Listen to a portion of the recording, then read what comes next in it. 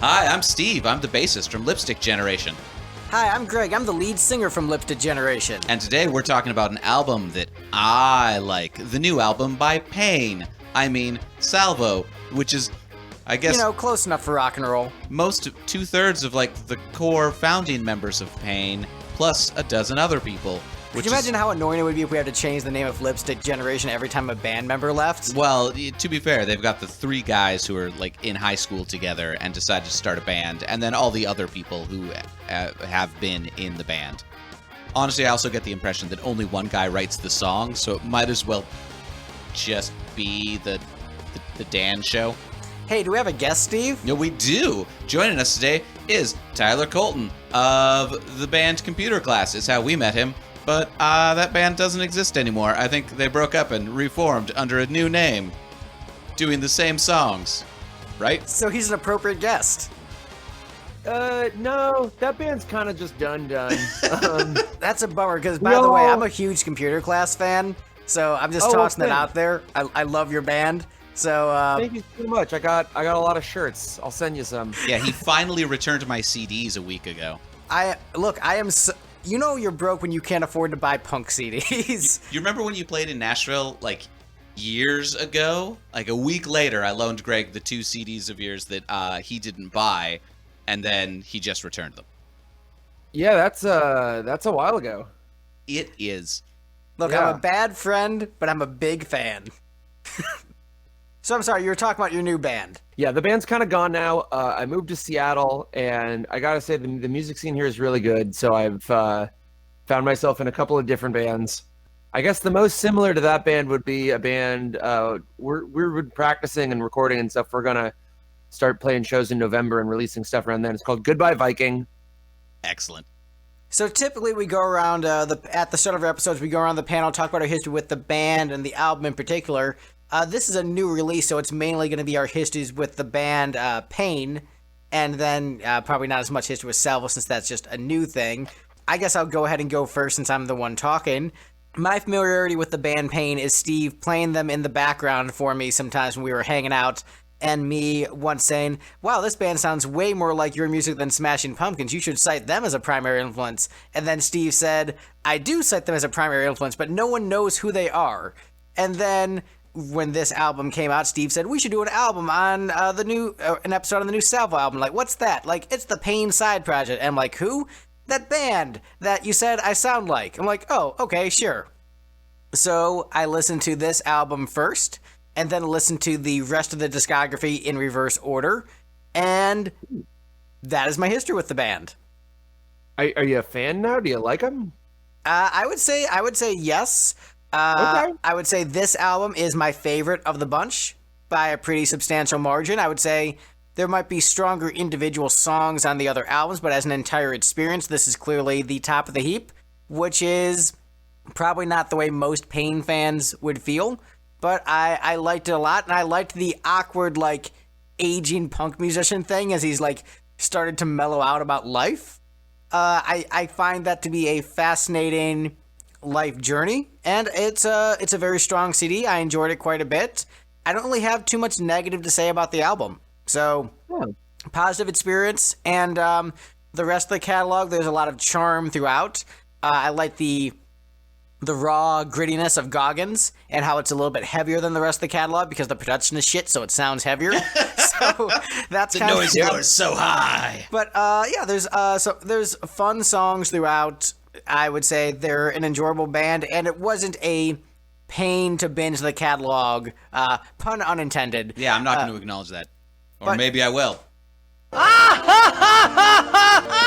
I binged a bunch of catalogs this year, like Slayer, Metallica, a few other bands, and the Pain catalog... Pain's a little bit different than those bands. Pain is better than those bands. For one thing, there's a lot fewer CDs to listen to. There's a lot fewer, But, the best catalog binging I did of a catalog I wasn't completely familiar with was the Springsteen catalog. But, I'd put this in second place.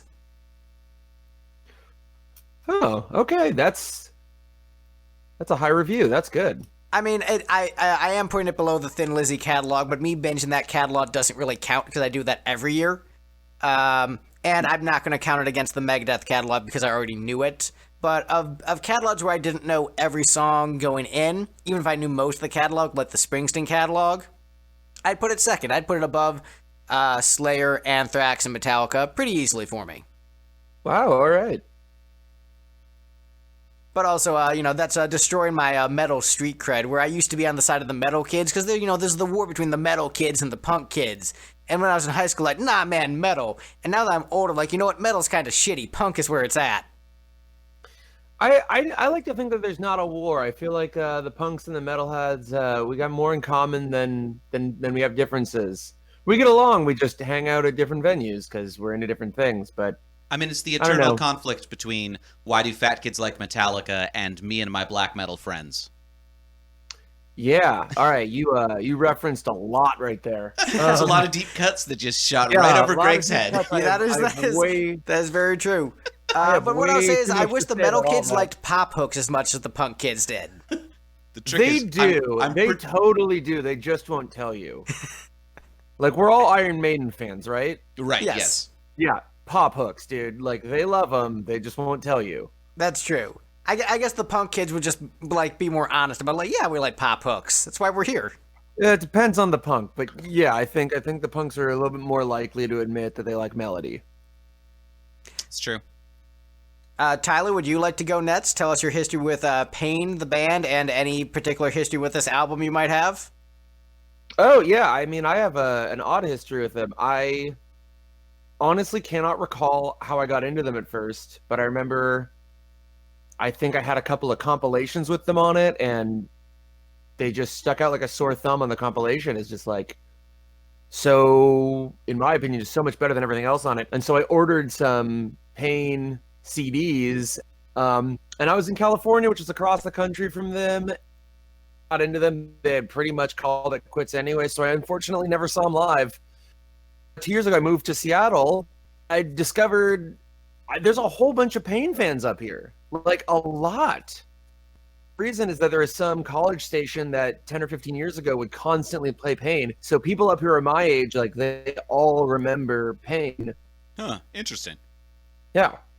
And Steve, how about you? What's your history with Pain? So, in 2003, I think, I was a freshman in college, and, it was mostly listening to music that I had listened to in high school. It was, I didn't really have an allowance as a kid, so I just had whatever CDs were hanging around the house. So I was really into Smashing Pumpkins and Live, and occasionally I could like wiggle in the occasional band that was like, I really like Our Lady Peace, though. I should get their CDs for Christmas, maybe? And then I went to an event called Ska Fest, which sort of blew my mind because it turns out that ska shows are the most fun thing in the world. But I also still didn't have an allowance and was spending all of the money that I had on college stuff. So I looked around at the merch table and was like, what can I afford? Oh, there's this CD labeled More Bang for Your Buck. That seems pretty neat. And it turns out it was a Springman Records sourced sampler out of California, in fact. And it had Sucker Punch by Pain on it, which totally blew my freaking mind. And so that quickly jumped to the top of the, hey, Mom and Dad, I still don't have any money, but I would like to get Christmas presents. Please give me Pain CDs. And so I got most of their discography that year, and they quickly became one of my favorite bands. And then about 3 weeks ago, I was trolling through Reddit, as one does. And so I signed up for Reddit earlier this year for the first time. I was like, what things am I interested in? Oh, there's a Pain subreddit. Well, this band has been broken up forever. Well, whatever, I'll follow that. And then somebody posted something along the lines of, I don't really care for the new Salvo album. I was like, what does that mean? Oh my goodness, there's a new Pain album, more or less, and the Wikipedia page actually explains what's going on with this band and what happened to them and why they stopped producing new music. And it turns out that the guy who writes all the songs tried to become a priest? Yeah, I was saying I don't think he tried. He was successful in that. There's a YouTube video with the comments disabled of him on a morning Christian show, and it is it's hard to watch. I'm glad the guy's doing what he wants, but it's just there's something kind of icky about it. Yeah. I guess the best way I could describe it. He was in seminary and got halfway through the process, but then he fell in love. So like the woman that all the love songs on this album are about is his wife. So at some point he was like, on second thought, I like this girl better than I like the idea of being a priest. So let's change course. Let's change tacks a little. He procreated, I think, 6 or 7 times too. He's got a whole brood now. He decided to go quiverful rather than priest, huh?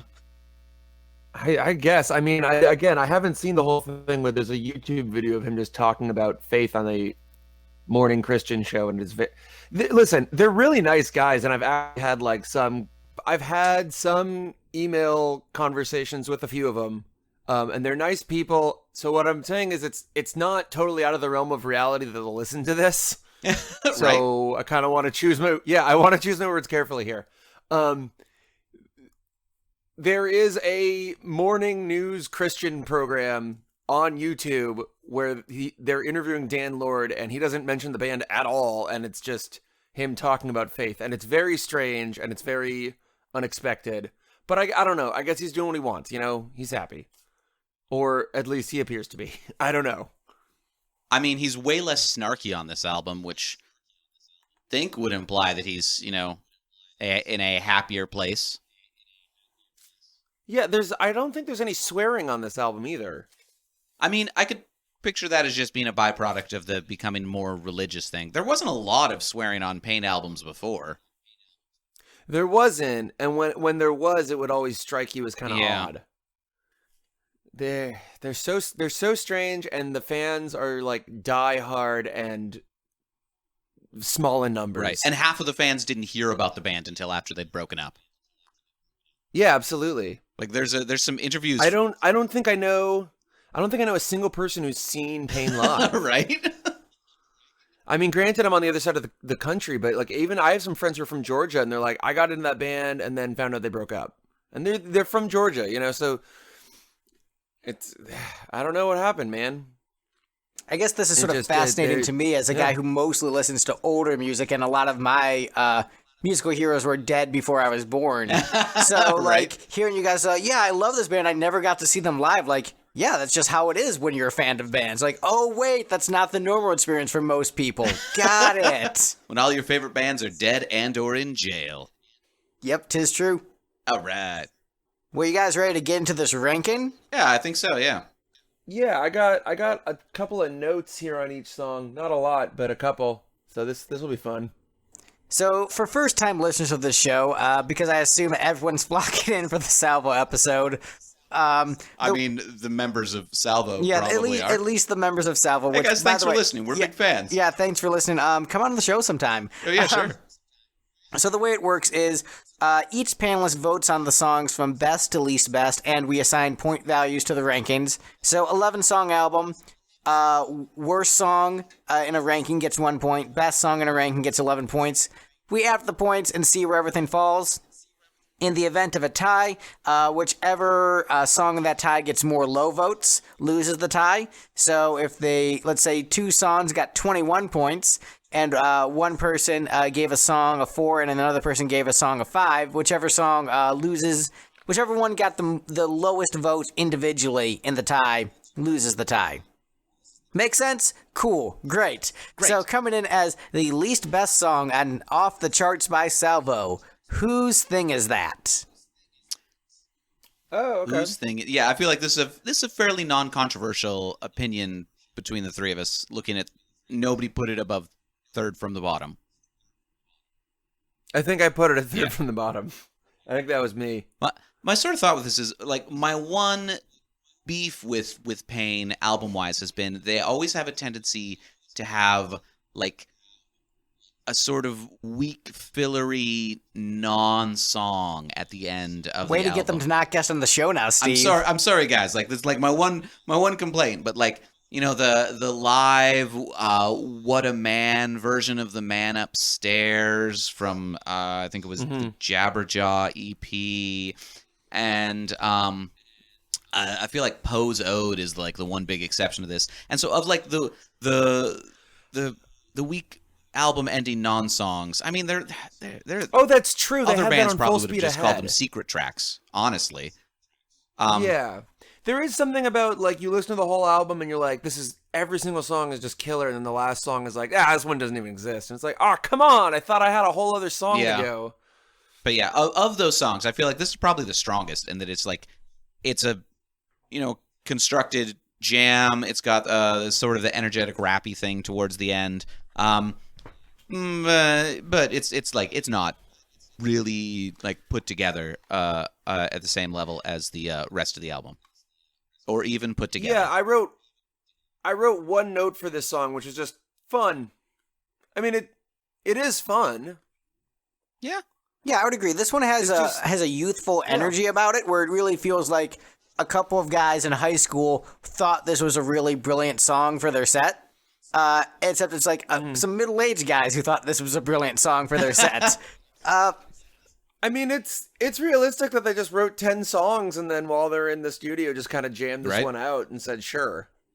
Yeah, like it's the thing is, this coming in last place, I understand, but I don't hate it. There's nothing on this album I hate. Absolutely and not.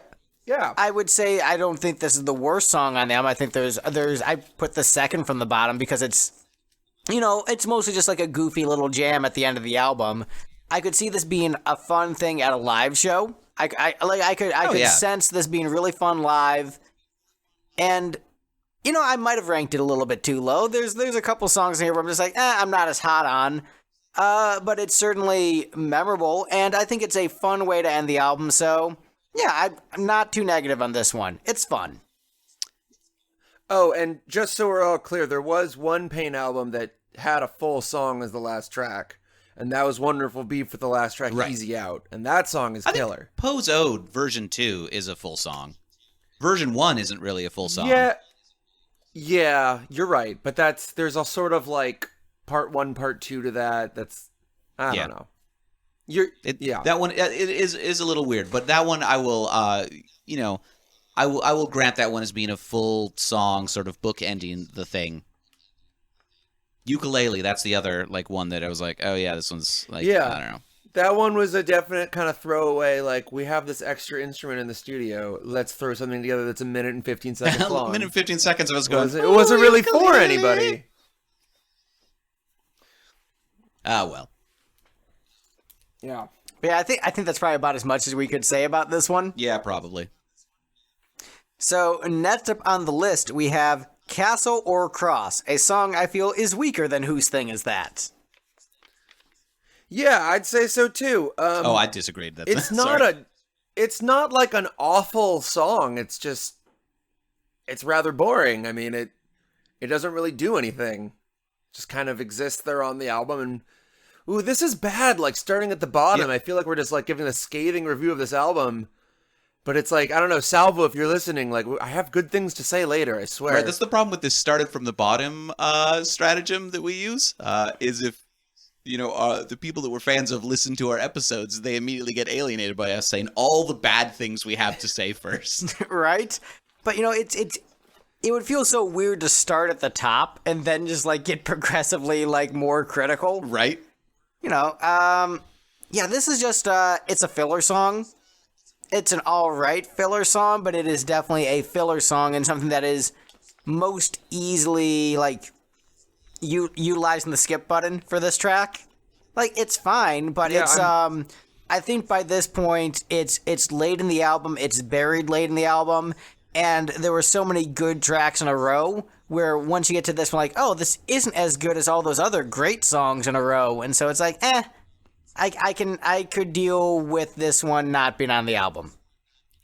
Yeah, I wouldn't go so far as to say that it's. I'm thinking filler, about it right now, but yes, it is. It is middle of the road, not a standout track. I would call it filler. This is absolutely filler. I can't remember how it goes. I was just listening to the album all morning. Oh yeah, all right. Yeah, it's the one about Jesus.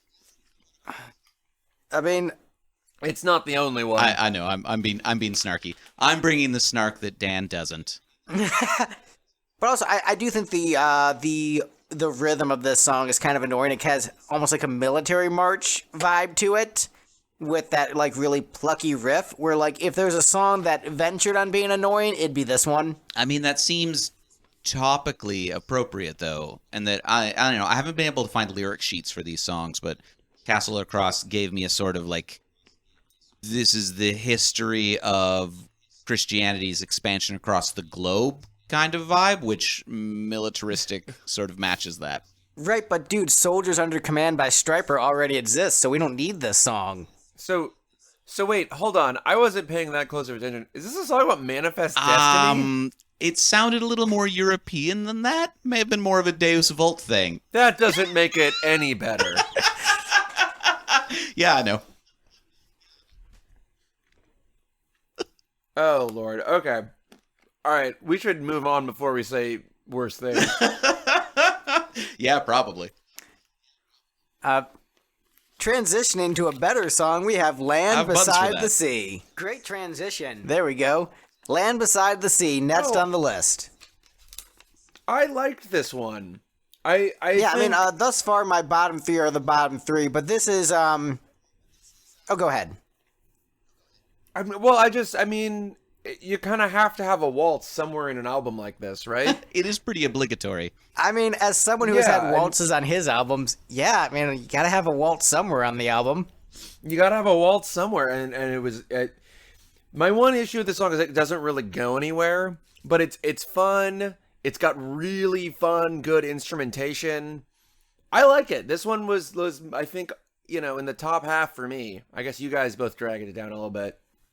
Yeah, I didn't bottom three. If I were to call anything filler, this one would probably be one of them. It's not that I dislike it. It's just, if you were going for like a really lean, punchy EP kind of album, I would recommend cutting this one. If you're going for a full-length Pain-esque album, I would still leave it in, though. I mean, so what, you'd keep Castle Across for the punchy EP, but you'd cut this one? No, I probably wouldn't keep Castle Across for the punchy EP either. That's probably right about the cutoff for me, is Castle Across. Yeah, see, I think this is just a fun little seaside waltz. There's a great song in Sweeney Todd about hanging out by the sea, so it reminded me of that. Yeah, I like this. It made me smile. It's third from the bottom for me. Honestly, Whose Thing Is That might actually be better, but I think I gave this one bonus points for being a real song. But yeah, it's fun. I don't dislike it. It's just like there's a clear like tier system in the album, and this is like the last song on the bottom tier, and then everything above this is a higher, more enjoyable tier where everything's more close together. Like this is like just barely in bottom tier, but it's very enjoyable. Okay. We were so close to making it through an episode without Greg saying S rank. I hadn't said it yet. Well, You thought it. I just felt, if nothing else, there's really great instrumentation in this song, and that kind of takes it out of filler for me. Like, there's something so deliberate about, the instrumentation this band uses, where I suppose if you just have a guitar, bass, drum sort of song, that's filler, but they use all these strings and percussion, and yeah, this song was a great example of that, I thought.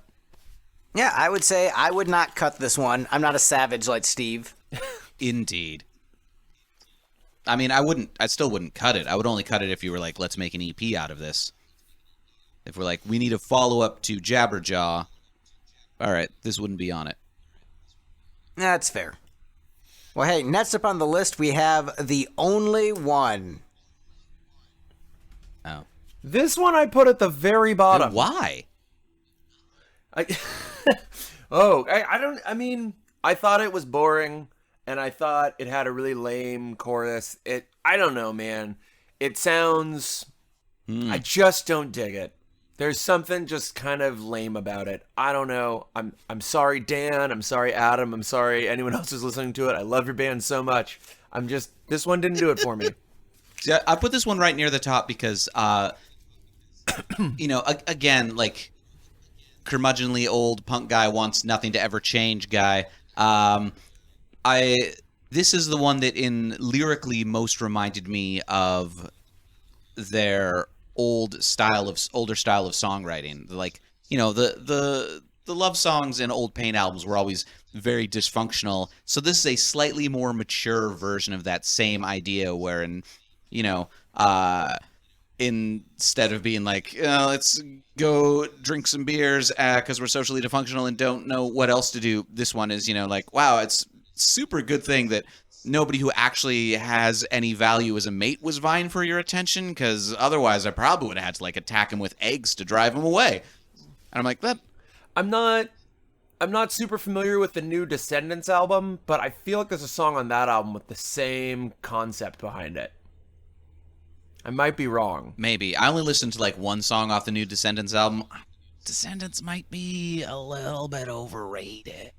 Also, their old lyrics really don't hold up. I say this talking about Pain. Like, Chuck Al-Hasheed really is a little bit problematic. Island of Fear is really a lot bit problematic. So you're saying that punk lyrics might be written from a place of immaturity and might not age well sometimes. I'm going to say Chuck Al-Hasheed less problematic than Bikeage, though. Bikeage is real rough. I think it's a hot take that no one's ever made before. There was speaking of Reddit, there was the punk subreddit had a, what's your hot take about punk music? And the, Descendants are overrated subthread just exploded with, oh yeah, that's because, when you're going to get a lot of people upset with when you you with say, that one. Bikeage is an awkward slut-shamey song and has aged very badly. People are like, what? No, it's great. They're like, it's really good though. And they were like 15 at the time. It's fine. No, there's a lot of Descendants lyrics we'd all like to forget. I don't know, guys. Maybe don't be homophobic. Yeah, but listen, I mean, it's not an excuse, but it's just like there's that problem with a lot of bands. Like I revisited the whole Blink-182 catalog. Good Lord, is that riddled with problems. And the whole like fucking your dog joke stops being a joke when Tom DeLonge mentions it like 4 times on each album. He's always talking about it. As someone with only casual familiarity with Blink-182, what the fuck?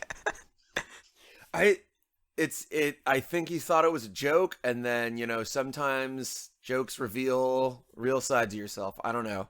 That's what I got going. Anyway, we're not talking about Blink-182 or the Descendants. We're talking about Salvo, and we're talking about Only One. Only One.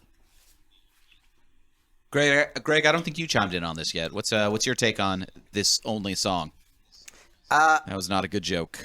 I gave it 6 points, so in the middle, I liked it. It was catchy. I really enjoyed the drum performance on this one a lot. I thought it had a good old school rock and roll swagger to it. Lyrically, I thought it was pretty clever. So, yeah, all around solid song. Just because it ranks in the middle doesn't mean I don't like it. It's just, there was a bunch of great songs in this album, and I enjoyed this one. Hot takes. Hot takes. I got a button for that. I did not enjoy it. I'm insane with anger! Ooh, all right. I have buttons just to be annoying when I get bored. They're much more useful on the Kiss albums.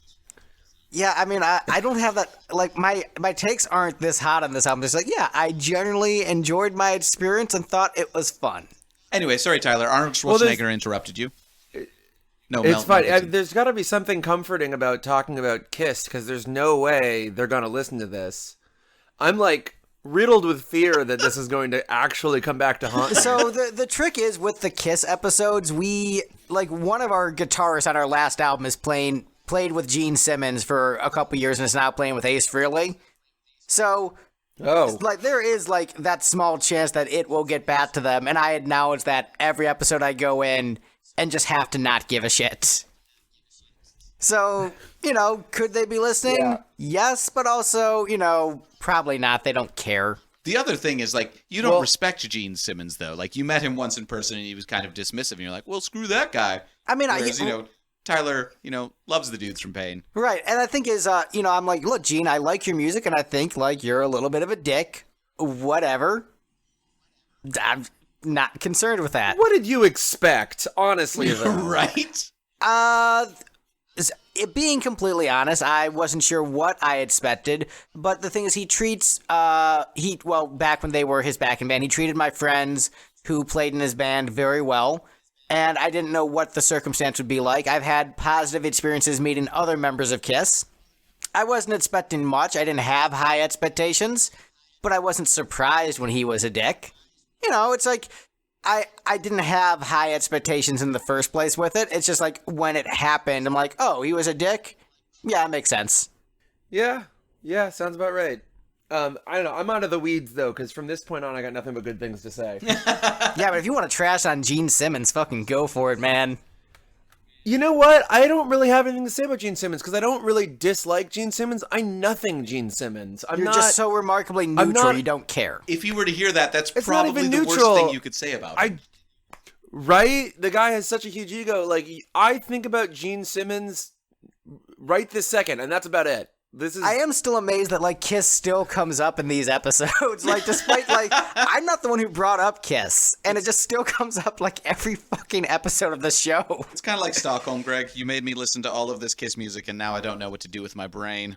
Sorry about that, buddy. But hey, the download numbers were good.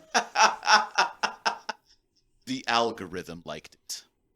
What do we got next? Next up on the list, we have a song that Tyler and I correctly enjoyed that Steve is wrong about. We've got Why's It Gotta next on the list. I love As this do one. I. I ranked it even higher than you did. It's so fun. I wrote a note that said fun, and I added like a bunch of exclamation points. It's fun. Like, listen, this song could straight up be on a kid's album. It could. And it'd still be good. It's just a fun song. It's just fun. It's about a guy who's like, I'm going to write a song about my dog because I like my dog. Apparently he doesn't like his dog that much because he chained him up too far from his water bowl. Well, no, it's just, I think it's about if you leave your dog because you're going to work and the dog's fine, he's still going to like moan about it because he doesn't, and I get it. Like, my partner has this dog and he's a great little dude with 3 legs, but she has to go to work, and then the dog just sits there all day moping around because he's got nothing to do. And he's probably thinking to himself, like, why has this got to last so long? I thought it was really cute and fun. I like this song a lot. It's simple in a really fun way, and it kind of writes itself. You know, like, I can imagine Dan probably wrote this in like a few hours. Like, every part of that song kind of like transitions into the next part, like, obviously, in this way of like, of course the song goes like this, you know. It's fun. It's just fun and simple and about a dog. Yeah, this song reminds me of we have a friend named Bear Vomit who cool used to be a much more like it was in like very aggressive angry bands writing aggressive angry lyrical content. And now he's still, like, in an aggressive, angry-sounding band, but their song's just about, like, how much he loves his dog, and his pets and things like that. And well, just, yeah, like, his dog died, so no more songs about that. No more songs about that. But the thing is, that's the sense I get. Is just, like, I am a aging punk musician, and I just love my whittled dog. Like, I respect that lyrical transition, and think it's a fun, cute little song. I will say this is the kind of song where, like, if I'm in the wrong mood for it, this could be a very annoying song. But as it stands, I was in the right mood the times that I heard it.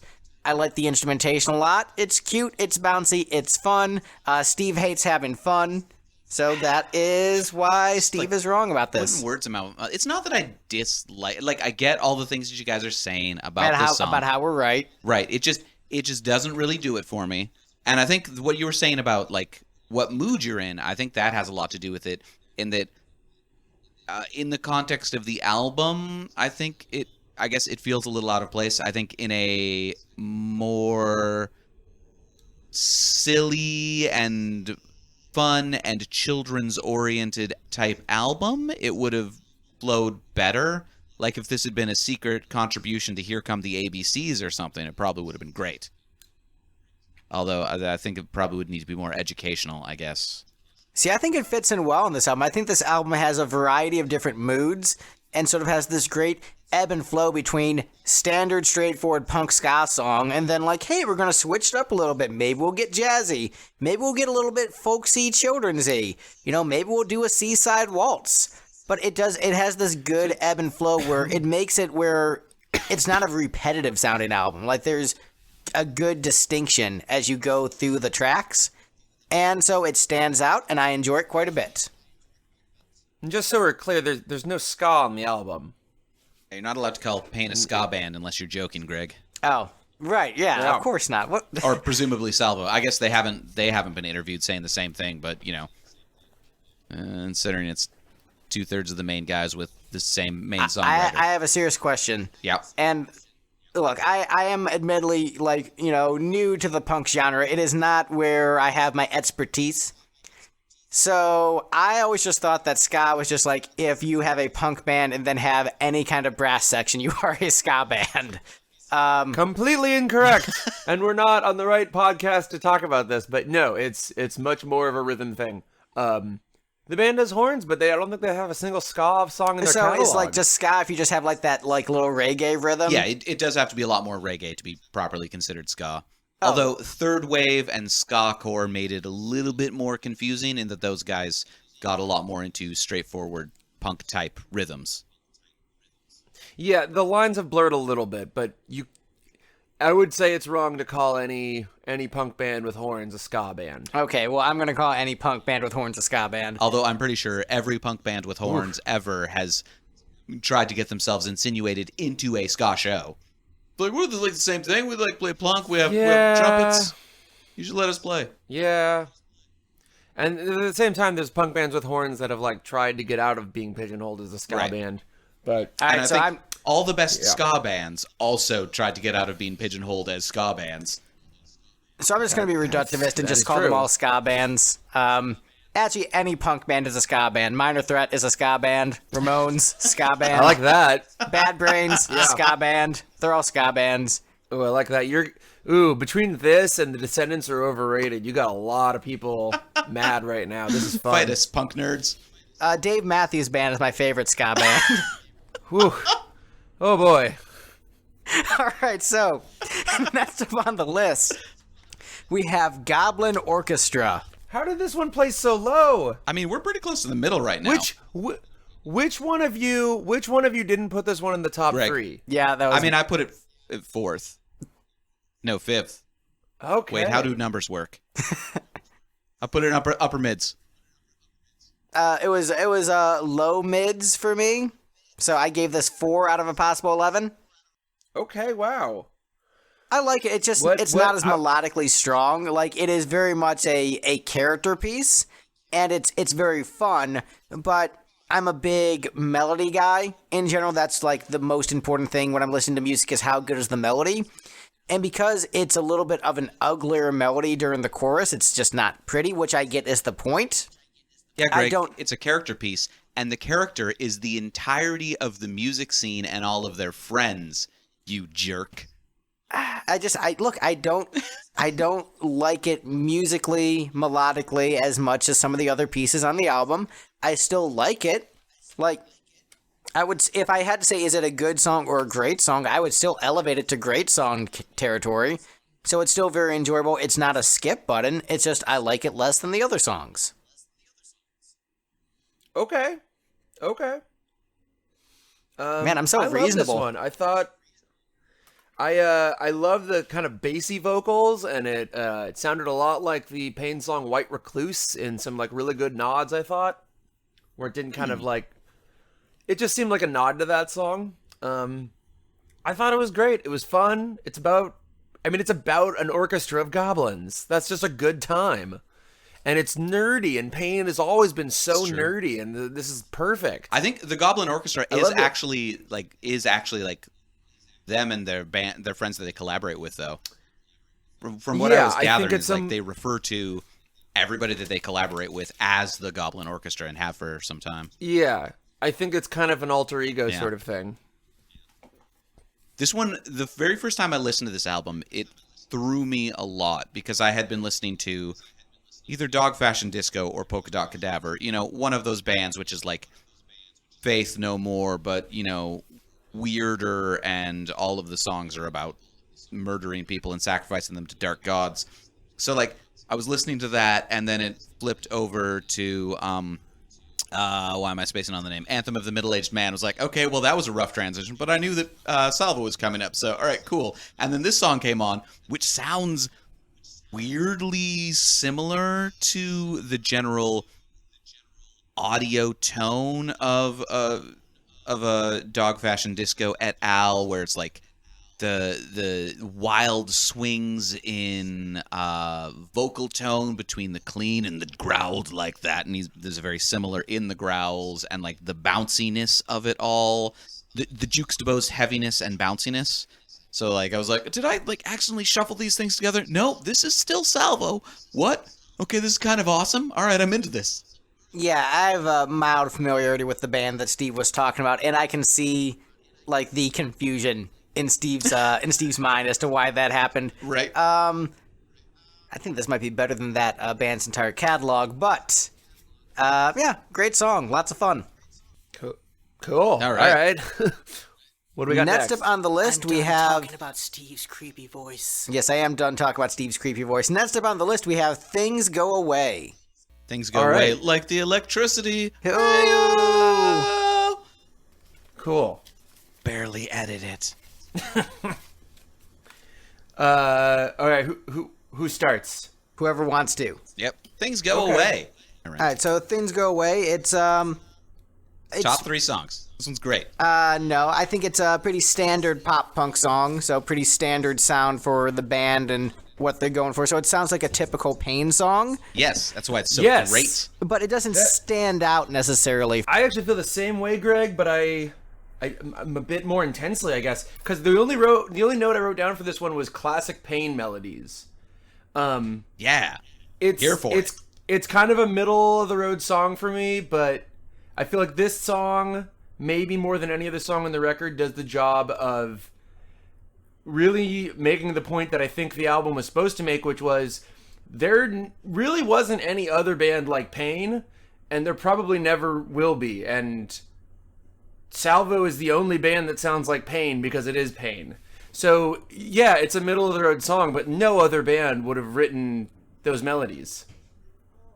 This is a Pain song. Salvo is the only one. Yeah.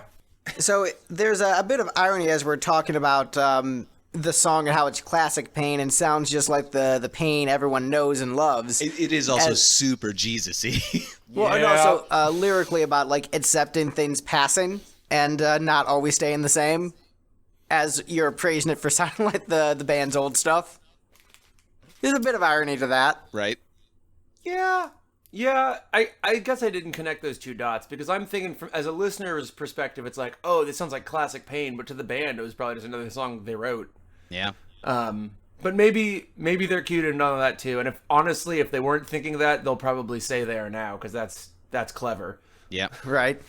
And it's not like we're in the internet age where it's sort of a strange thing in that in a very important way when it comes to information doesn't go away in the same way that it used to. Those old recordings are saved digitally in a number of places. It would be very hard to actually get rid of, the original Pain discography in any meaningful sense. That's true. And in the apocalypse, I'll still have my 4 CDs and 1 7-inch. Right. Oh, and in a week or two, the Salvo full length that's in the mail right now. Ooh, nice. Oh, is that? Yeah. Oh, they do have the. Are you getting the CD or the record version of it? They don't have the CD version in existence yet. I don't think. I ordered the record. It's en route to my house. Yeah, I was. Best I could do, Salvo. I know that before the recording of this, I probably should have had that, but I mean, I'll buy the CD when it comes Postal up. But Service I don't have a record Postal player. Service takes the time it takes. As somebody who just shipped out a CD that was ordered almost 3 weeks ago. Right, Greg? We shipped that out, right? We did ship it out today. It's estimated delivers 5 days. Yep. I am. We do our own fulfillment here at Lipstick Generation. So if We're you order normally one of our faster than CDs, that. If you want to buy a CD, we're normally faster than that. There was just a little bit of an error this time. We will get them out faster than that. allow 6 to 10 weeks for delivery. Oh my goodness. Support independent music, guys, and you can get some love in return, like getting it back a month later. The trick is, like, you order it and we send it out way too late, and it comes with a bunch of swag. Like, we were like, oh, shoot, we spent too long shipping this out. Let's throw in a bunch of extra stuff. Actually, like, when I got those Pain CDs in college, like, they were late on shipping, so Springman Records... Oh my god, mine were too! Right, so we were from Springman, and they sent a whole bunch of extra stuff with it, too. So I was like, sweet, I got a t-shirt and a bunch of stickers and a couple more sampler albums. That's what you got? Yeah. I shit you not, my Pain CD was like 6 months late, and all I got was a handwritten sorry and a drawing of a bear. I still have it, and for the last like 15 years I've been like, that's so cool. And now I'm hearing you got a t-shirt and sticker. I didn't get any of that crap. Well, it's because we got it from the label. So it was That's all where like... I got it from. Oh, okay. So it wasn't even like Pain drew you a picture of a bear. It was that, the label drew you a picture of a bear, huh? Yeah. That's his name's Avi, and I've actually met him a few times. He's a nice guy, and he's much younger than you'd think. I chatted with him via email a little bit, tried to like intern with him, but then he like quickly realized I had no idea what I was doing and started ghosting me. I don't blame him. Yeah. Should we? I feel like we're getting off the rails here. No, tangents are good. They're the best Tangents part. are how we roll. That's hashtag content. It is hashtag content. I mean, look, if the Joe Rogan podcast has taught me anything, people just like dudes talking for like 3 hours. Real crazy. Have you ever tried DMT, Greg? Dude, I saw this video of this jaguar. It's fucking crazy, man. Jaguars are fucking nuts. You ever see a jaguar, man? Fucking crazy. I don't know if I have. Not in person. I've seen videos of them, obviously. National Geographic exists. It's 2019. I've been to a lot of zoos in this country. I don't think I've seen a jaguar. They'll fuck you up, man. Crazy shit. Yeah. I've even been to the San Diego one. I don't think there's a jaguar there. I've been to San Diego. Didn't go to the zoo. Probably should have. Gotta go to the zoo, man. I heard it's good. They're known for their zoo. I went to a Flyleaf concert instead. Oh, okay.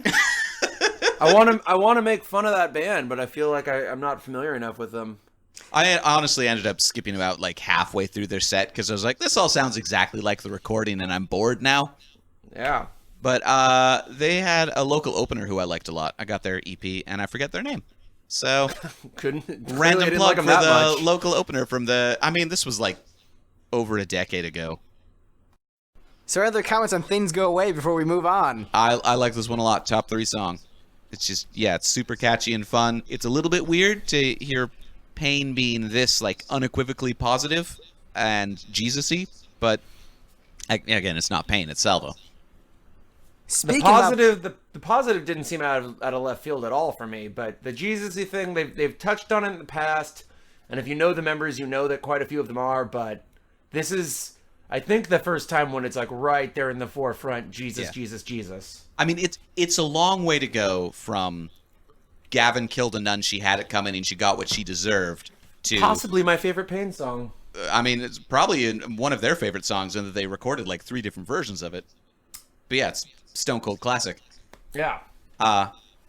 Yeah. I think the positivity isn't necessarily unusual, but the unequivocal positivity is a little unusual. Like, Pain was a snarky, sarcastic band. Positivity without the sarcasm is a bit weird. So, like, Salvo stepping that back entirely and just saying, like, sometimes things suck and everything must end, but one day we'll all be in heaven and that'll be great. With no irony is a little bit of mood whiplash.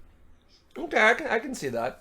Yeah, compare it to a completely different artist that people might not be able to relate to on this podcast, it's like when Bruce Springsteen started writing just overall positive love songs without a third verse where the relationship fell apart. He just wrote 2 verses, then everything was fine. Like, wait, this isn't my normal Bruce. What's going on here, buddy?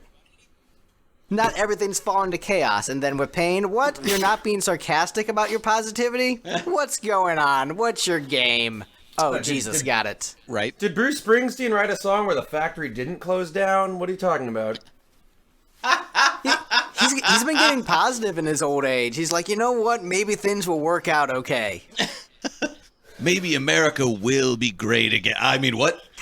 Ooh. We were all born in the USA unless you weren't, then get out.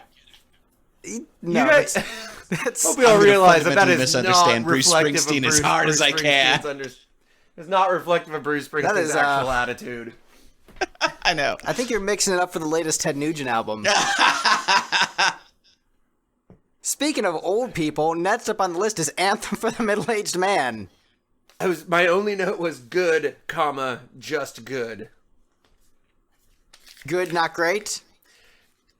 It's like a solid 50 out of 100, like a perfect Ooh, that's a F. C. That's an Well- F. 50 out of 100 is an F. We're using like the French grading scale. It would be it's a 50 out of 100, but it's a C in class. You know, it's just, yep, that's a song. I mean, I don't know. Well, wait, how old are you? How old am I? Yes. 32? All right. Steve, how old are you? 34. Oh, that's why you love it so much. I'm Old man old. Steve. Old man Steve. Steve put it as number 2 on the list because he's old and he's middle-aged and he understands this. But man, you're Wait. still young. You're still Greg- vibrant. Greg, how old are you? You said you have a stepson who's like 16? He is 18. I'm 29. Oh. Yeah, I guess you guys get along pretty well then. Not as well as you'd think. He never lets me play the video games, the jerk. What? Yeah. All right. I live a weird life that you should not judge your own against, as I've realized more and more as I reflect upon my experiences. But Anthem for the Middle-Aged Man, it is, for me, an incredibly awkward song in that it sounds like a youthful pop-punk band, but they're singing about being old as they are old. Yes, I mean, that's the point.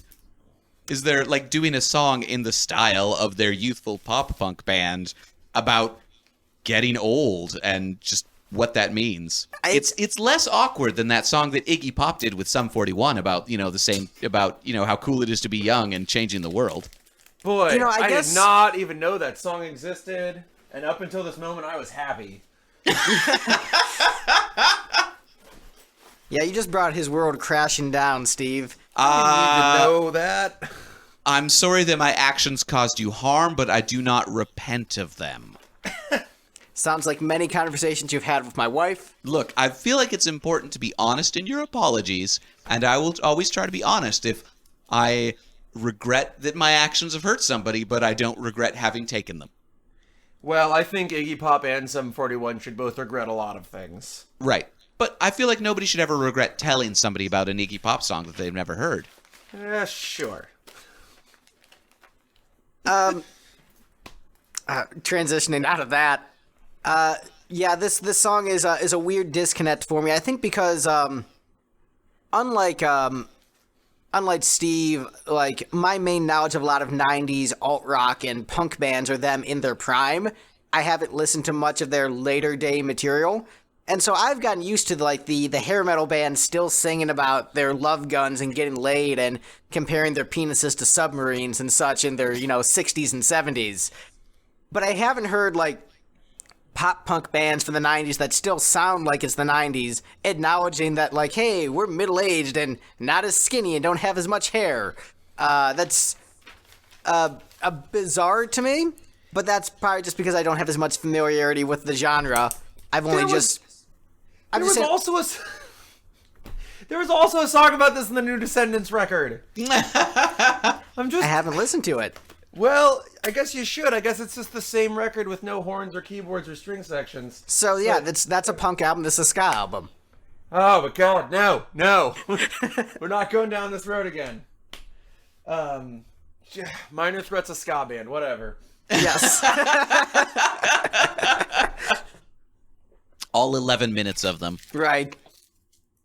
But I mean, it's a solid song. I gave it 7 out of a possible 11. It's good. It's catchy. It's a nice, energetic opener. I think it probably gets bonus points just for sequencing, where I think if another song had opened the album, I might have ranked that higher. But as it stands, that's where I felt like putting it.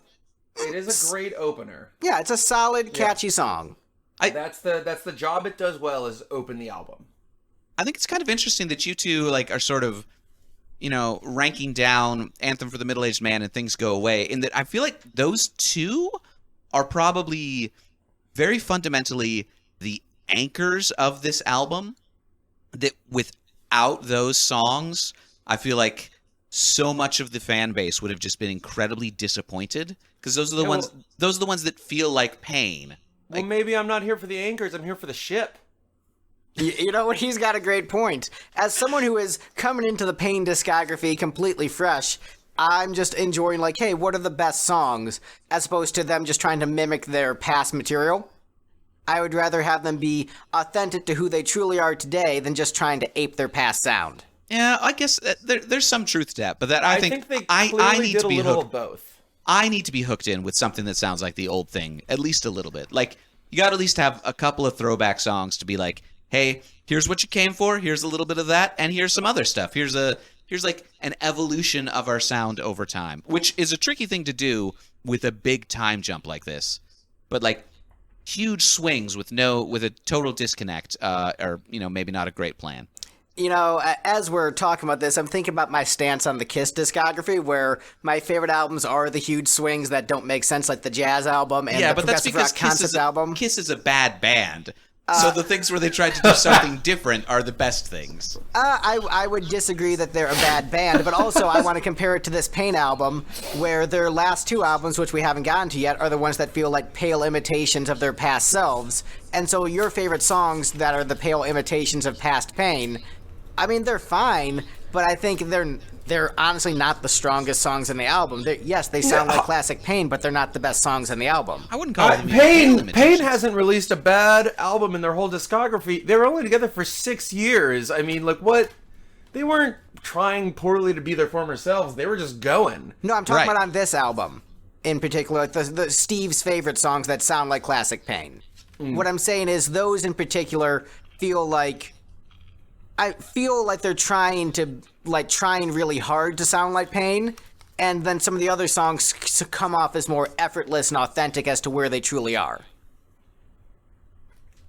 See, I don't think they're even necessarily trying that hard. I think it makes sense for them to take an intentional nod to their former material with like, what, a 20-year gap. It makes sense that they want to give some nods to it. That makes sense to me. Oh, no, it makes sense. I'm just saying, like, they're not the most impressive songs on the album. Like, they're good. They sound like classic Pain. They're good for the Pain fans, but they don't blow me away as, like, yes, these are the best tracks on the album. Like, I rate this high, so it's not one of the weaker tracks on the album, but it's not one of the absolute best, in my opinion. Hot takes. Okay. Yeah, Hot no, takes. I would agree with that, I'd say. Good day, sir. Speaking of songs that are better than Anthem for the Middle-Aged Man, next up on the list we have Off the Charts. Oh my god, there's like one song that I put so low and it's still hanging in there. Yeah, it's Off the Charts is incredible. This song is absolutely incredible. I love this one. I love everything about it. Yeah, I mean, it's this one feels a little bit more authentic of like where they truly are musically, and feels kind of effortless, and that's kind of why I dig it. But it's like, it's catchy, it's a little bit jazzy, but it still has like a little bit of a punk edge also. Yes. And I think it's just like, it's a really unique sweet spot that I wasn't expecting with this album. Like, I was not expecting any jazz influence whatsoever on this, and when I got it, I'm like, whoa, this is pretty sweet. Hear that, Steve? Greg over here didn't expect any jazz. Greg. He expected punk. He expected, punk and ska. There's jazz on every single Pain album. I mean, this was the first one I listened to. Yeah, he hadn't listened to any of them before he listened to this. I listened in reverse order. Right, okay. So, yeah, I didn't know what to expect when he said, here's a punk band called Pain, and now they're called Salvo. I wasn't expecting there to be a bunch of jazz songs on the record. It's fair. So, go ahead. Well, you first. All right, thank you. It's interesting that you both like really latched in on saying like it has a punk edge, in that, like, I put the song in the middle because it's catchy and it's well written and pretty, but the main way I would describe it is a little bit edgeless. Like, again, comparing it to their older stuff, like there was interesting narratives and kooky characters and things like that. In much of what they're doing, and now just like an older guy reflecting on, how much he loves his wife is a lot less interesting than, like, we should totally make out because it's the only way I can think of to stop myself from saying stupid stuff that will upset you. Blah. Just give your relationship some time. This song's going to be fucking great. I mean, like, I don't want to live that kind of drama, but I want to, if I'm going to consume a narrative, I want it to be a more interesting drama than my own life. I really liked the word concertina wire for some reason. I just thought that was really good. I never really That is cool. spend any time trying to figure out what the song was about. I think it's just him, singing about his wife. Okay. Well, I mean, it's good. It's a recurring theme on this album. He's like, he got really into his wife and really into Jesus in, the time between when he quit his punk band and, spent years wrestling with whether or not he wanted to be a priest or marry the woman he loved. It's weird that would come up in his songwriting. Yeah. Well, hey, as it stands, I think it was a very refreshing, unexpected treat when I heard the song, and I thought it was really awesome, so I dig it. Yeah. The notes I wrote down were jazzy and melodic, which are two great things in my opinion. I wrote flutes with an exclamation point, saxes, and organ. I thought all those instruments in there were just like perfectly placed in this song and not forced at all, which those instruments can sometimes be. And I liked all the doo-da-da-da-das at the end. It's just a great song. I mean, I put this second only because there was one song I thought was a little bit better, but as a song, I'd say this is just a 10 out of 10 great song. Yeah, I'd agree. It's excellent. Steve is wrong. What can I say? I mean, it's fine. You can say Steve is wrong. It's just a little edgeless. Yeah, Steve is wrong. Clearly, Tyler and I know this band and the essence of what makes them great, Steve. Look, I won't fight you on Tyler knowing it better, but dang it, Greg. I have a disagree drop. I can hit that. Fudge off, you fuck. All right. Anyway, Well, we good on that one? We're at the number 2 song on the ranking. this is where Tyler gets confused. Yeah. So next up on the list, we have Keep My Peace. You guys go first, and then I'll come in and rain on everyone's parade. All right, I rank this one top. I ranked this one second. This one's just got a lot of like really cool melodic and harmonic choices, and it's got like that little bit of darkness about it, and just a really cool arrangement. And anytime they bring in an alternate vocalist, that always like jazzes things up. Literally jazzes things up. This isn't even like a punk song. This is straight up just like a sexy jazz ballad, which I am all about that noise. As a person who's all about that noise, that's a completely different genre, Greg. Sometimes considered a subset of jazz, but not the kind of jazz you listen to. Right. Well, as someone who truthfully listens to more jazz than punk, so I just want to rank really high from like, hey, this sounds like the stuff I listen to. Neat. Keep my peace. Anyway, Rain Away. Rain Away, okay. The notes I wrote were guest vocalists kind of took me out of it. I mean, I'm all for guest vocalists. I don't know, it just didn't work for me. They've done that a number of times. Derision is the big one that leaps to mind. Well, first of all, that was their keyboardist Liz, she was doing backing vocals all over the discography anyway. Yeah. And yeah, Derision was a very good song, and her vocals in it killed it. I mean, that was great. Killed is one of those words that can be used both ways, I guess. I thought it was great. I thought the vocals in Derision were great. This one, I didn't really like. I don't really like the dark angle they went. I have no opposition to dark music or minor keys, but this one just didn't do it. I didn't like it. Didn't like the darkness. Didn't like that it dragged on. I don't know. I just didn't like it. Yeah, it completely worked for me. Like the dark jazz thing was once again like completely unexpected. But I dug the hell out of this and ranked it number 2. I'm really surprised that Steve ranked this number 1 as he's defending the classic Pain sound and then picks the jazz ballad with the different vocalists as the best track. Look, part of the classic Pain sound is them doing a lot of interesting stuff too. So like, gotta rank some of those high too. I like the classic Pain sound and I like the interesting weird stuff. They need both in the proper balance. Yeah. Man, that's so weird because you just like got my stance on Kiss, but about this band. Well, that's because Pain writes good songs. Crazy, crazy nights, man. That's true. Dude, You're right. Does Kiss Kiss write wrote- bad songs, or do they have like a corporation and team of writers that writes bad songs for them? Kiss Incorporated writes a lot of bad songs. Yeah. And Well, basically, I imagine they like literally have a bunch of like people handcuffed to typewriters just you know, I want to rock and roll all night and part basically- of every day. The No. last couple albums, no outside writers outside of the band, and I kind of wish they had some outside writers because those aren't that great. Basically, Desmond Child shows up and writes a good song, and then Gene Simmons is like, okay, but it needs more metaphors for my dick. Actually, I don't think Gene is written with Desmond. Pornography and sodomize our vast imaginations. I just What are realized I with don't think these there's a single samples? Gene. There's no Internet. Gene Desmond co-write in the catalog, and that might be why Gene's songs are so much worse. Oh. But yeah, enough about Kiss. Let's get to the number one song in the ranking before the power goes out again. Right?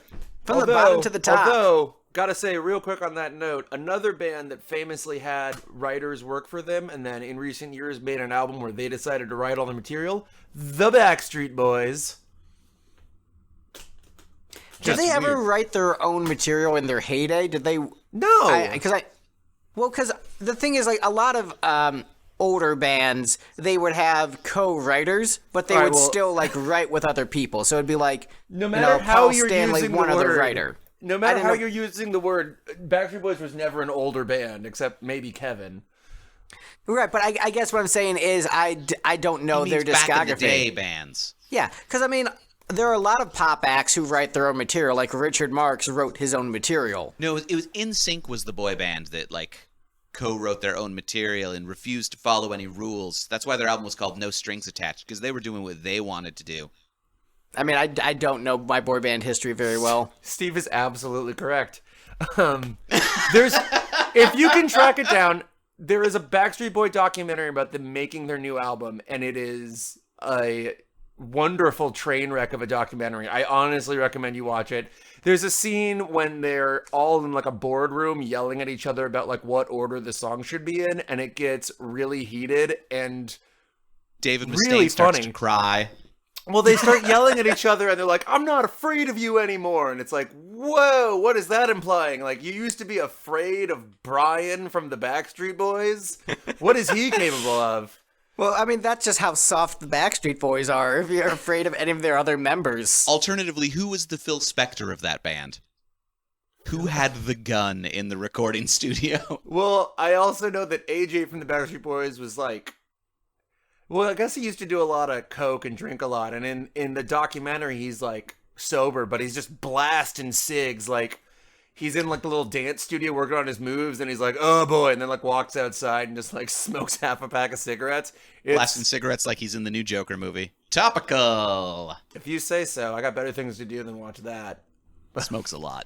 It's pretty good. I like That it. Blast film is and the sig. longest advertisement for cigarettes I've ever seen. Oh, really? I would say it's shit. What was it? Doom Generation is an advertising for cigarettes, I thought. It's I don't know. like it's an hour and a half of just three people in a convertible smoking cigarettes. It's a Greg Araki film. It's not very good, but it kind of goes hand in hand with a Greg Araki film, Nowhere, and Nowhere is one of the greatest films of all time, in my opinion. I mean, there's also Coffee and Cigarettes, which is how long? Yeah, an hour and a half. I actually like coffee and cigarettes. The Joker movie was 2 hours and change. Yeah, movies are getting longer, and for no reason. I You mean, gotta show more footage of people smoking. I don't know. I thought that Joker actually was a pretty trim, brisk movie. I thought it moved very fast. It was trim and brisk for a modern superhero film. I mean, it's not really a modern superhero film. It's like a slow-paced drama about sad, lonely people in Gotham City. Greg, I see what you did there. Not Audition either. That's true. Audition was severely lacking Gary Glitter songs in the soundtrack. Man, It was anyone made who in Japan. Why would they have included a Gary Glitter song? I mean, why are they including Why a would Gary Glitter anyone song include in the United Gary Glitter? States? To be edgy. Be like, ooh, look at us. We paid a pedophile to make this movie. I mean, I thought it actually was pretty edgy for the scene it was in. That was actually a pretty edgy artistic statement. was Gary Glitter even good? Like, was not using his music anymore really a loss to the music community? Like, did we need him? Yeah, he was actually pretty influential and like was like a big part of like a proto-punk thing, like him and like T-Rex. Yeah. So like like basically Joan Jett and the Runaways are all just like Gary Glitter copies. Ooh. So Oh man, we are making so many people mad. Minor Threat's a ska band. Descendants are overrated. Joan Jett is derivative of a pedophile. she's covered multiple Gary Glitter songs. And if you listen to that drum sound, it's a Gary Glitter drum sound. Like, she's acknowledged him as a huge influence. Like, it's not like I'm just making this up. Like, you can just look at the citations. It doesn't matter if you have truth on your side. I'm just saying there's just an army against you after this thing is released. Look, I'm sorry that we speak truth to, I mean, it's not power. Like, I mean, nobody feels, the Descendants aren't, influencing much of anything. I'm sorry that Joan Jett collaborated with Gary Glitter on multiple occasions and covered multiple songs of his and said he was a huge influence. She probably is. She still plays the songs at her concerts because they're big hits of hers. Whew. Dun, dun, dun, dun. Hey. No. See, now we're gonna owe him royalties. Don't even go down that road. All right, so let's go through this ranking. It's from the bottom to the top. Whose thing is that? Castle or Cross? Land Beside the Sea? The Only One? Why's It Gotta? Ranked way too low. Way too low. Goblin Orchestra? Also too low. I'm more okay with that one. Things Go Away? Way too low. I'm okay with that one. Anthem for the Middle-Aged Man? Yeah, it's about also appropriate. Too low. Nah, it's about right. Off Maybe the too charts. Off the charts, yeah, that's a good spot for I'd it. say off the charts is too low, guys. That's if I could. That's pick actually two number where ones, you put it. That's You where put you it put third. it in the ranking. You put it third, so I don't know put why it you think it's too third? low. You put it third. I put it second. No. No, you put Goblin Orchestra second. Ooh. Well, that's odd. But yeah, so Off the Charts is where you want it to be. Keep My Peace, appropriately ranked. That's where I put it. But the best song on the album, according to this panel of experts and Steve, the song about rain. So I would like to chime in, first of all, saying that the rain knocked our power out right after Goblin Orchestra. So according to God, this song should be right in the middle. Just saying. Well, think God according allowed to- us to record a second podcast. I think God was threatening. Look, no, God. I think but God God knew- allowed this podcast to exist, and who are we to question His will or her will, or gender Depends on fluid will? Depends on if you're talking about the Holy Spirit or God the Father or Jesus. Anyway, I think if you were to ask Dan Lord, he would say that God has a writing credit in this song. So right, and so I think God knew that I was gonna, come to defend God's honor and point out the ranking. That is why it was allowed this time. The song should actually be in the middle, which is higher than I would have put it. But, I will defer to God's expertise. Well, here's the thing. Isn't it a sign from God that rain stops us from getting to the song about rain and then reconvening a week later and it's still raining? I think it was a threat. God was like, Steve, make sure to speak my will. All right, well, this is proof This that is the man... most I've blasphemed in my entire life all at once. Well, there you go. This is proof that man is more powerful than God because we are still getting to this ranking and discussing it as the best song on the album. I feel like you're not hearing the words that I said, Greg. I know, I'm just trolling. Okay. Stop trolling my trolls. But yeah, this is it's a great jazz ballad. I like it a lot. yeah, it's this is definitely different than any other Pain song in their discography. I think. I don't think they really never used a whole lot of piano anyway, and now this song's like all piano and like some brush drums.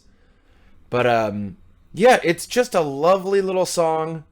I gotta say there are times when it's a little too nursery rhyme for me, but I felt like that was forgivable because the rest of it was so nice. And it reminded me a lot of the They Might Be Giant song on Mink Car, which is also my favorite song on that album. Oh. Yeah, so they're both these All right, are we both need to do a these, Mink Car rating here. Ooh, So that Tyler and I can fight some more. Leave me out of that one because they got a lot of stuff in the bottom there and just a few floating around the top. But my point is, Right, like they're Working both Undercover out. for the Man and... That's up there. Dang, Man, It's So Loud in Here. There's a lot of duds on Mink Car, but listen, they're both albums that are just these like energetic, big rock albums, but in my opinion, the best song is the, moody piano jam with a flugelhorn in They Might Be Giants case. And God, I think there's a lot of glockenspiel in this song, I think. Hey, Bruce Springsteen again. Glockenspiels. Yeah, look, I have zero complaints about this song. I think the chord choices are magnificent. I think the melody is great. I think it's the catchiest song on the album. So I would say this is a perfect song, perfectly executed, but it's a slow ballad, so Steve hates it. Is that the only reason? I don't hate it. It's just like, I don't know, it's taking the love ballads of the album down an even further notch. I just want this album to be a little bit more energetic. What Steve wants is he doesn't want his bands to grow or evolve. He wants them to stay in the same state they were 20 years ago. I mean, that's not exactly what I'm saying. But, the things that But made it is what I'm saying. the things that made me love them were the things that they were doing 20 years ago. And when they evolve in a way that diverges from a way that my own musical tastes have evolved, if they'd evolved to, I've started listening to much heavier and more experimental and proggy music since, I've first got into this band. And they have gone a very different direction from that. And so I'm not as into that. If they'd gone in the same direction where suddenly there was like a doom metal song in the middle of this, it'd be like, whoa, this is amazing. And I'm absolutely excited about it. Would love to hear Dan Lord and Adam Guthrie write a doom metal song. Yes. Oh, if you're listening, please just a curveball on the next Salvo record of a doom metal song. I would love nothing more than that. I feel like they're please do listening that. because it's a podcast about the Salvo album. I don't And know there's if like there's 20 any of them. At others. least one of them's going to listen. I mean, assuming they get all the way through this, there's a lot of us talking and a lot of us saying things they may not like to hear. But no, like, if someone's saying shit about me on the internet, like, I'm one of those unfortunate people who reads the comments when I really shouldn't, and I stew. And people always tell me, don't read the comments, because, like, those are always, like, the most negative, toxic people. But I read the comments, and I'm addicted to it. I don't care what you have to say as long as it's about me. Right? Yeah, Salvo. Any publicity is good publicity. But hey, we've been saying nothing. Not nothing. That's wrong. We've been saying a lot of great things. We all do love your music, but yes, please do a doom metal song on the next album. That would be the best. Yeah, I think I've been, like, mostly pretty positive. I can't think of anything ridiculous that I've said negative about the band. I've been like, yeah, they're really good. They write catchy songs. Yeah. And really, like, my comments about, like, them trying to ape their past sound is more just to troll Steve than my actual opinion. Like, it's fine. It worked. You got so upset. It was pretty great. I made Steve mad. That means I won the podcast. I mean, yeah, isn't that the goal? that is actually how it works. Because I feel like I've been doing a horrible job at that. Or make Greg mad, or make somebody mad. There's just somebody needs to be angry, or like we haven't really done our job Listen, here. there's a lot of people mad at Greg. They are Descendants fans, Minor Threat fans, Joan Jett fans. No, I was the one saying Descendants are overrated. I mean, Joan Jett fans, if you're mad at me, I'm sorry that you didn't read the writing credits on the CDs you bought. That's your own fault. Also, Joan Jett fans, thanks for sticking it out. Yeah. Hey, let me join the ranks of you guys real quick. Tim Armstrong from Rancid and Operation Ivy, he's a pedophile. Is he? Yeah, all you gotta do is Wikipedia what year he was born, and then Wikipedia what year Brody was born, and then Wikipedia what year they got together. Like, the math is out there, people. So I'm just saying, listen, we're taking down Bill Cosby, and we're taking down all these celebrities who committed these crimes years and years ago, slowly but surely. Just want everyone to know, when Tim Armstrong gets his, Tylr Colton knew about it first. Wait, nope, that's the wrong soundbite. I mean, Tylr Brody Colton Dale was knew talking about it first. You know what? I would also like to point out that Tim Armstrong also just kind of like sucks. Yes! I just don't like him. I've met the guy in Berkeley. He sucks, like, as a person. I don't even know as a person. I just don't like his music. Neither do I. And then you meet him and you're like, ugh. I honestly, a homeless man started talking to me and I could not figure out why. He then walked away confused, and my friends walked up and said, "Hey, how do you know Tim Armstrong?" and that is not a joke. That's an actual event that happened in my life. One of my coworkers brought his kid to work today. So there's this, 5-year-old kid wandering around in his denim battle vest, and he just like keeps walking up to my desk and talking to me, like, "Look, kid, I don't know you." And then at one point he's like, "There's a Rancid sticker in the bathroom. There's a Rancid sticker in the bathroom." I'm like, yeah, there's a lot of stickers in the bathroom. Cool. You gotta. Why are you talking to me, that child? young, man. That's the whole point. You got next time he's there, like hand him a patch for your band. You know, get that on his vest. All right, I've only got stickers for my band. Well, I should have patches. Give him one of those. He'll put it in his bathroom. Yep. So are there any other punk blasphemies we want to commit before ending this podcast? Yeah, you know, we You know what, the talking Ramones, about not Pain that and great. Salvo. They're not. No, but I No, don't actually, think I was kidding. The Ramones are great. Fuck you, man. They're awesome. Really? Yeah. They're like. I mean, they're fun. I guess they're just like. I don't know. They're like fine, They're but like they the were Sesame Street of punk rock. I mean, yeah, and Sesame Street is great. The writing team on Sesame Street actually co-wrote like a couple Meatloaf albums that I think are really excellent. So it's like, yes, I am just listening to Sesame Street music, but sung by Meatloaf. Okay. Yeah, I mean, talking about yeah. Pain and Salvo and all is fun, but making punks mad is really fun. I just picked up the Nothing Nice to Say has a year or so ago came out with an omnibus edition that includes every single comic plus a couple of side comics. So Oh, I think I have that. Yeah. I'm looking at it on my shelf now, and yeah, I don't think I've thumbed through the whole thing. if you want opinions that'll make punk fans mad, including such things as Tim Armstrong's voice sounds dumb. Oh yeah, but that's at least his having a dumb voice isn't like illegal and abusive. It's true. Yeah.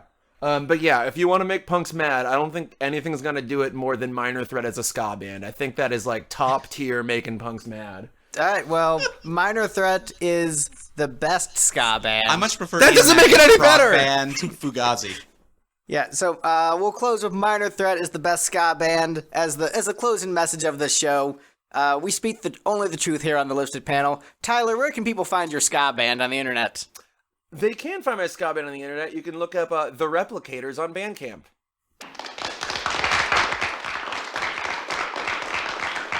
Greg, where can they find our ska band on the internet? Well, if they look up Lipstick Generation on all streaming platforms and look for the song called Ska Song. Is it called Ska Song? Yes, because... Is that the best you could think of? No, because the actual title is Lipstick encourages you to have fun at our shows, but not at the expense of other concert goers. Because streaming services said the title was too long and wouldn't let us put it on there because they hate punk music. I didn't want to type it again.